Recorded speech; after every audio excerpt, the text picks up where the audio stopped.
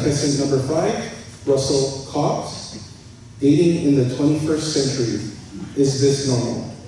Dating in the 21st century, is this normal? Russell Cobbs.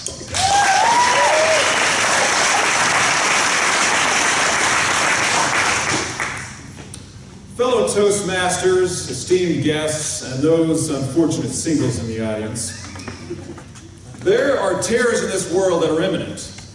Ebola, terrorist attacks, and a zombie apocalypse. However, I don't think there's anything more frightening than dating in the 21st century. And I'm going to describe some of these methods, and I want you to ask yourself at the end, is this normal? Is this for you? Well, let's start off with the practical methods. Online dating. Okay, I've taken from me, who actually had at one time 3 sites going on. Some may call that diversified, others sad and desperate. We know about the Match and the eHarmonies, but there's also some specialist sites out there. Okay, there's the Cougar sites, the Sugar Mama sites, which this guy's saying, 10 years ago, I would have been all over that. And then you have your little more specialty for people like farmers, okay? The slogan is, she thinks my tractor's sexy. I had this visual of this farming couple going out crack of dawn, not looking particularly kempt, going out to milk the cow, and the guy's sitting here, doing his thing with the udders. He looks over at his partner and says, honey, you thinking what I'm thinking? My hands are getting warm, darling.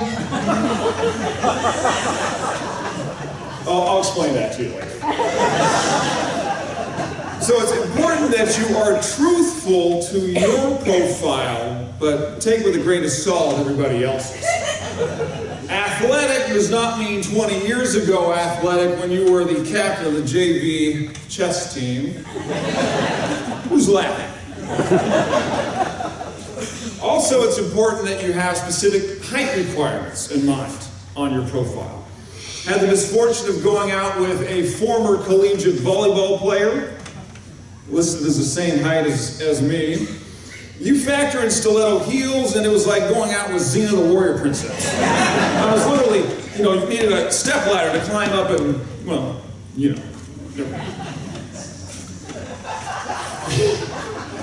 Then we move on to a little more alternative sites like speed dating. The concept is you get an even number of people into one room, usually there's alcohol involved, and you have between 3 to 8 minutes to determine if there is a match. And you have scoring and ratings, and then you rotate. First of all, 3 to 8 minutes, how am I going to talk about my crazy ex, my psychotic past girlfriends, and my terror of a toddler in 3 to 8 minutes? I couldn't do it. And then also, it's important to realize that there are other types of dating, like an eye-gazing party. Okay, it's a little more radical version.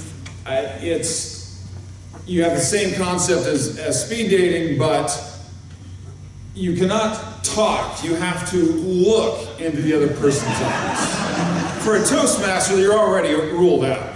Not staring, looking. And with the 2 things that are very important on that is that if you're sitting across from somebody with a weak bladder and you only have 2 minutes, that person could be squirming in their seat and their eyes are getting as big as saucers. On the other side, you're thinking, wow, this chick is really digging me. She thinks I'm awesome. And then for guys, it's very difficult in this sense, in that we're always taught that when you look at a woman who's wearing a low-cut blouse, you always have to maintain eye contact, and you can't steer down on the lower region towards any cleavage. So, for 2 minutes, it's almost impossible. You're sitting there trying desperately to look into the person's eyes, and it's like something out of Star Wars, a tractor beam is drawing you down. And finally, you just say, screw it, I'm looking, I'm a guy. Finally, we have probably the most most radical of dating methods, and that's virtual dating. You create an avatar, and you could be muscular, you could be intelligent, which, wow, how great would that be? You could be an elf, you could be a rock, and this is representing you in this synthetic world. And take a look at it. If you think I'm kidding, Omnidate and Second Life, 15 million users since 2003. You can go shopping, you can go out to restaurants, you can have virtual intimacy, which I have no idea what that is. My wife says we have it all the time, but I have no idea what that is. At some point, you have to actually meet that other person. That's the goal. So I have a good friend of mine who's been doing this for a long time, Second Life, and I said, Jeff, so how's it going? How's Second Life going?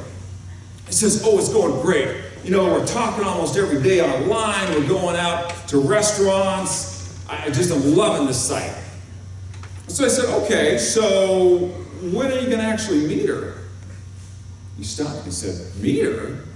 Well, what do you mean? What if I don't find her attractive? What if she's uninteresting? What am I supposed to do? I said, Jeff, hold on for a second. Okay, you're 50. You're out of shape.